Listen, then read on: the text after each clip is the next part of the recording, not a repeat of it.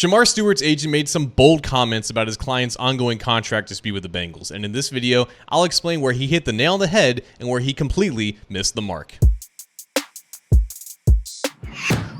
Hi again, Bengals fans. John Sheeran of A to Z Sports Cincinnati here, and man, is it hot outside. That's why I'm wearing gray and white, but what I can tell you is not heating up, or at least I bet is not heating up, are the negotiations between the Bengals and Shemar Stewart. Now, I know this situation has already grown tiresome, basically with the entire fan base, right? There's two sides to this. There's the side that thinks the Bengals are continuing their cheap and frugal ways and not making sure that the best possible version of the team is going to be ready and on the field for week one. And there's the side that thinks that Stewart is entitled and he's not focusing on the right things. He's not preparing himself the best way possible to contribute as a rookie. All in all, it's a frustrating story that I think upsets both sides here. And I really don't think it has to be more complicated than that, especially since every single time we get an update about this, we're learning something new. And the negotiations like this are typically kept under wraps because there are a lot of things that we just don't know and aren't privy to. But I did want to address the comments made by Shemar Stewart's agent, Zac Hiller. Hiller, of course, is one of the main reasons why all of this is happening in the first place. He's in charge of his contract, reading over the details of the contract, and he's trying to put Stewart's best interest in front of everything. Now, I'm sure there are some watching this who may have a different opinion on that,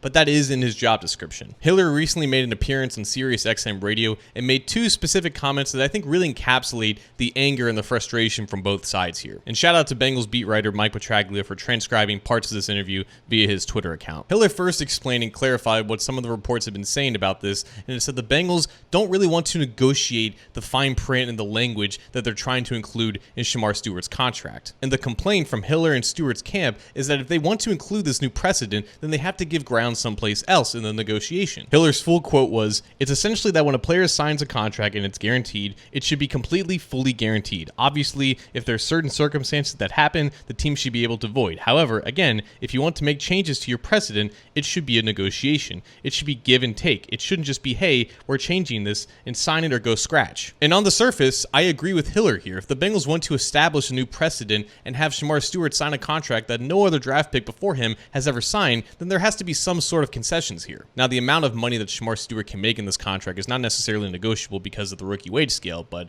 when some of that signing bonus money goes into his bank account, that is entirely negotiable, right? That's a concession that the Bengals can make here and is a way to make peace. On that front, I fully agree with Hiller and I agree with what he's saying, even if I don't agree with him taking it to the media and having this whole circus follow it. Where Hiller and I would disagree involved the next thing that he said in the interview, saying, quote, "All he being Stewart, wants to do is be a Cincinnati Bengal. This guy was so excited to get drafted by Cincinnati. All he wants to do is be a Bengal. All he wanted to do was be on the field and show the Cincinnati fans the incredible specimen, person, football player that this team was lucky to draft where they drafted.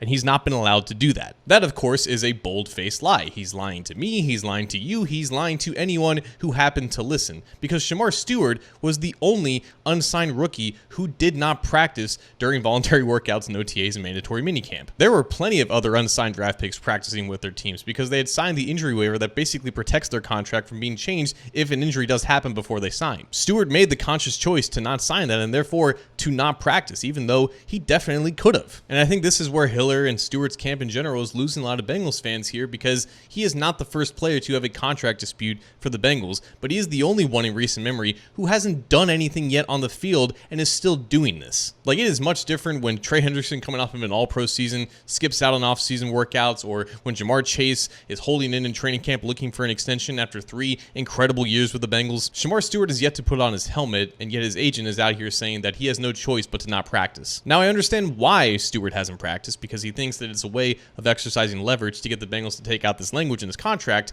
but again, lying about it just doesn't really do you any good. No matter what side of the fence you find yourself here with this dilemma, I understand why you're upset, because from a 30,000-foot view in the air, it seems like neither side is handling this as best as they could be. And that is exactly how these situations can start and how they can last for a lot longer than they should, which is why we may have to wait weeks, if not months, until the next real update about any of this.